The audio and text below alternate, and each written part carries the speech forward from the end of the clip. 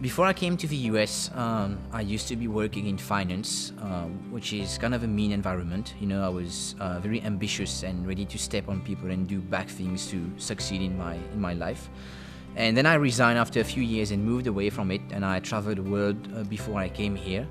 And now, when I'm here, I manage to have other goals in my life, and I'm super grateful when I think about all the bad things that I did before, because when I think about them, I get afraid. It's frightening, and I guess it reminds me that I'm on the right path of becoming a better person. And for me, that's like the first step, the first milestone, which helped me exercising what I do now, which I think is good.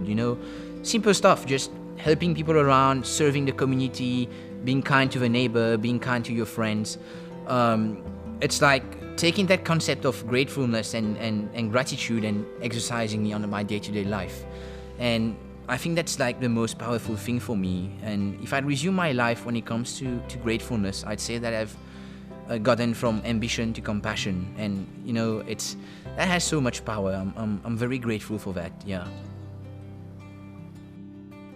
Human beings are hardwired to notice the negative things that happen in their lives much more than the positive things that happen in their lives, even though there are way more positive things that happen in all of our lives than negative things. This has evolutionarily worked for us because we needed to pay attention to the negative things that happened. When we were living in a world where survival was at risk, we needed to pay attention to those things. Today, life is different and we don't need to so much, but we're still hardwired that way.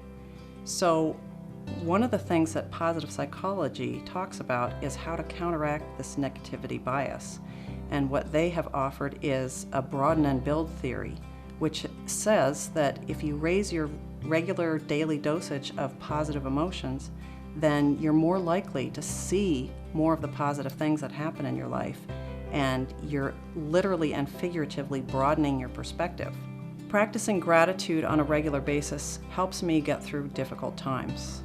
And the time that showed up most powerfully for me was over 10 years ago when I went through a divorce.